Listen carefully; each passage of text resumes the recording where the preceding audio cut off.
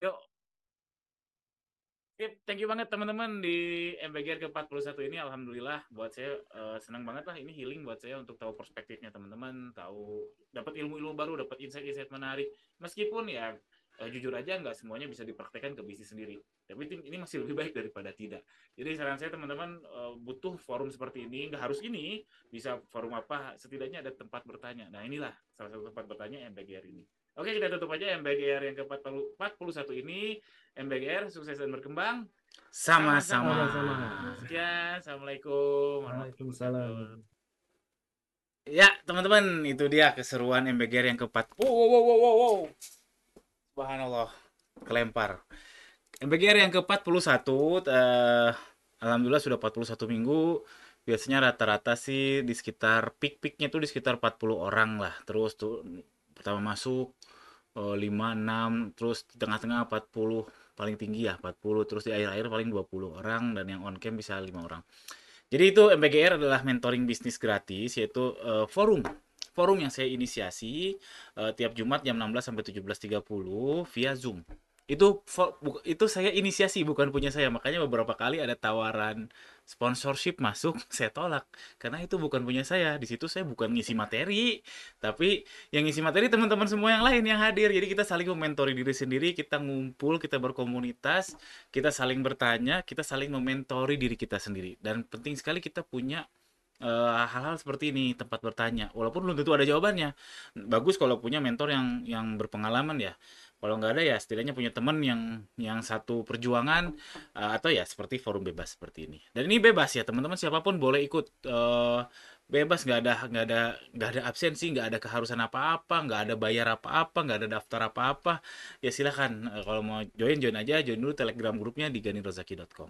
Itu MBR ke-41 keseluruhannya tadi. Dan yang mau dibahas soal 77 tadinya mau bahas, saya pengen ngegiring ke 77, ternyata sepertinya semuanya pada senang, berarti kan gak ada yang mau bahas. Yang intinya sebenarnya semua tak sama, kayak lagunya Padi ya, semua tak sama. Ada yang naik, ada yang turun, jadi ada yang ngakunya, pengakuannya ya, pengalaman beliau kalau peak day itu iklannya selalu turun, selalu gak sejos yang lain lah. Kalau saya peak day di 77, 66, 88 di hari hanya adalah iklan terbaik. Tapi ada pengakuan yang tadi hadir, justru nggak yang terbaik tuh nggak pas 77. Jadi kan ada yang naik, ada yang turun. Terus ada yang produksi, ada juga yang import. Kalau yang produksi mungkin lebih bisa diotak-atik ya, bisa diotak-atik eh, harus pakai apa dan lain sebagainya. Ada yang import yang bisa diutak-atik tapi waktu tunggunya tuh lama. Delivery time-nya, FOB-nya apa, misalkan order hari ini mungkin baru datang tuh 2,5 bulan ke depan, 2,5 bulan ke depan, nggak bisa otak-atik. Dan itu 2,5 bulan kan cukup lama sekali, artinya uang kita diam, dalam tanda kutip diam 2,5 bulan karena nggak bisa jualan, nggak bisa dijual. Dan kalau yang produksi sendiri ya 2 hari 3 hari juga udah selesai, mungkin seperti itu. Jadi semuanya nggak sama. Kenapa saya ngomong kayak gini? Ini saya ilustrasiin gini. Jadi katakanlah ini seluruh yang lingkaran gede ini adalah seluruh seller ya. Dan ada klaster-klasternya, ada yang turun nih, apapun itu klasternya, ada yang turun, ada yang naik. Ada sel ini, misalkan kumpulan ini kumpulan seller yang lagi turun, ini kumpulan seller yang lagi naik, ini kumpulan yang lagi seller lagi naik banget, ini yang lagi turun 5%, ini yang lagi stagnan, ini yang apa, ini yang apa, ini yang apa.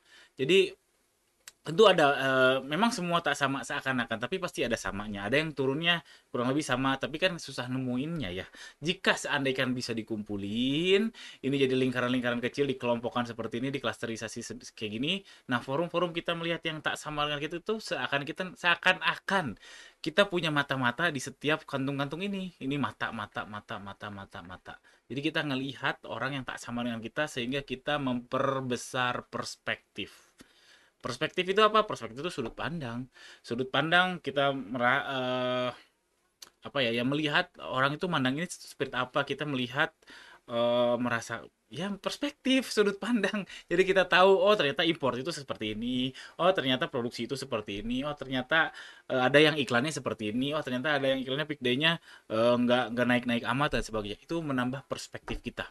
Sebenarnya apa pentingnya sih, so what gitu, dia impor ya dia ini ya, tapi itu bagus untuk menambah perspektif. Bagusnya apa nambah perspektif? Saya lupa ini teorinya di buku mana, Jadi kalau yang ingat atau yang tahu boleh share banget, saya boleh banget share ini bukunya apa, atau mungkin saya salah, tolong dikoreksi. Jadi perspektif itu dia kalau kita makin luas perspektif kita, makin luas sudut pandang kita, itu akan menambah empati. Jadi kalau kita merasakan seller A, seller B, seller C, seller D atau bahkan orang A, orang B kita bisa bisa melihat itu akan melatih empati kita. Empati itu apa? Empati yang tadinya melihat jadi merasakan. Empati itu bukan hanya apa ya, bukan hanya ih kasihan ya dia saya ikut merasakan, enggak, tapi empati itu betul-betul kalau lagi bahagia oh saya tahu rasanya seperti apa bahagia, oh lagi sedih saya bisa bisa seakan-akan merasakan kesedihan itu seperti apa, kesusahannya itu seperti apa dan seterusnya. Jadi memperbanyak perspektif empati akan naik. Lalu kalau perbanyak praktek, kalau perbanyak eksekusi praktis namanya itu experience akan naik atau sense akan naik. Makanya ada yang bilang practice is perfect. Practice is nobody's kok practice makes perfect. Ya, jadi latihan latihan terus latihan terus latihan terus itu menambah experience, menambah sense. Makanya kalau seakan-akan dengan ini seakan-akan kalau mau jago main bola aja terus tiap hari lama-lama juga jago. Seakan-akan semua gitu, tapi nggak semuanya. Tapi memang secara umum yes betul. Perspektif makin nambah empati, praktis, praktek, latihan makin besar, makin nambah experience sama sense. Dan ini kalau digabungin jadinya wisdom. Wisdom itu apa? Kebijaksanaan. Contohnya apa? Contohnya mungkin ada sesuatu keputusan bisnis yang sebenarnya kalau dilakukan tuh make sense banget. Tapi ternyata kalau ada orang yang wisdomnya sudah kebentuk gitu ya, pengalamannya sudah, empatinya sudah, jadi sudah segudang pengalamannya, segudang perspektifnya, mungkin bisa menganggap yang peluang tadi atau ya sesuatu tadi memutuskan atau menyarankan hal yang berbeda. Ya itulah wisdom. Wisdom gak bisa didapatkan setahun 2 tahun, saya yakin butuh 10 tahun, mungkin 20 tahun, 30 tahun. Wisdom tuh memang eh ya begitu. Aduh, jadi ngebahas yang terlalu konseptual ya. Tapi intinya teman-teman harus perluas perspektif Anda, perbanyak jam terbang Anda dengan praktis, lama-kelamaan akan membangun terus wisdom Anda berbisnis. Oke? Itu aja, mudah-mudahan ada manfaatnya video ini. Sampai jumpa di MBGR minggu depan. Ingat ada yang naik, ada yang turun. Jadi yang turun harap bersabar, yang naik harap bersyukur. Sekian, jangan lupa subscribe. Sampai jumpa minggu depan. Sampai jumpa Jumat depan 16 sampai 17.30 via Zoom online. Dadah, assalamualaikum warahmatullahi wabarakatuh.